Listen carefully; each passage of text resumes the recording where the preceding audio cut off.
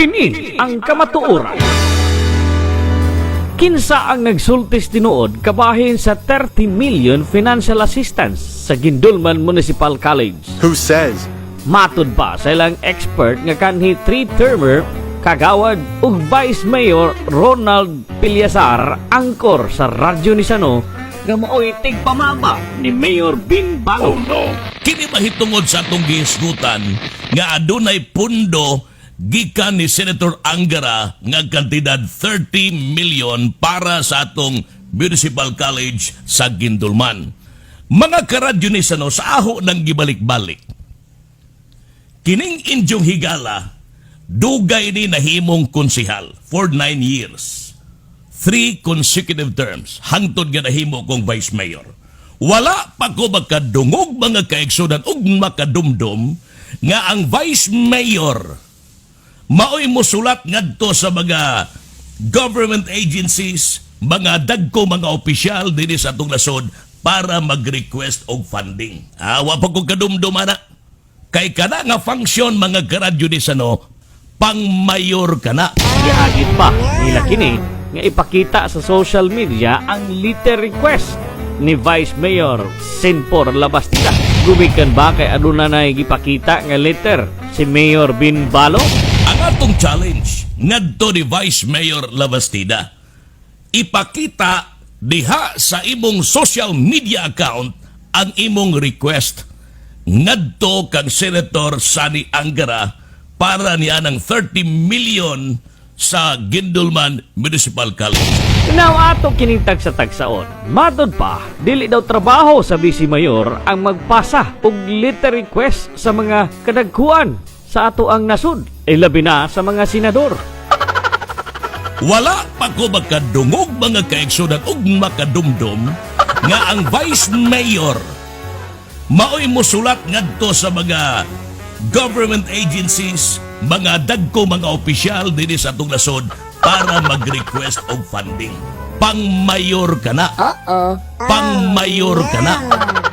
Base sa Local Government Code of 1991, wala man pud gibutang nga gibawal sa usa ka Vice Mayor nga muhatag og letter request aron mangayo og pundo ngadto sa kadagkuan sa atong nasud.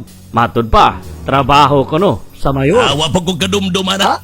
Kay kana nga function mga karadyo ni Sano, pang-mayor kana. Oh my goodness. 3-termer councilor. Ha ha ha.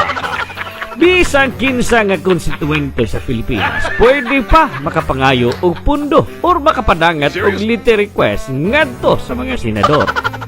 Pagkaminos gyud nimo do, radyo ni Sano, minos kadiay.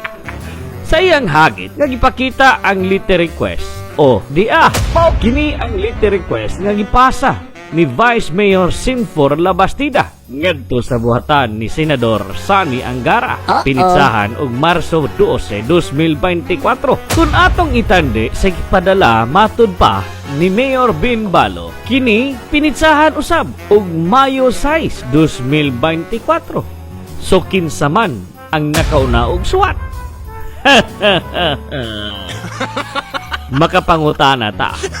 Kay basin og gihimo lang kining suwata aron lang sa pagdipinsa sa mayor. Kay naunhan siya og pangayo ni Vice Mayor Labastida.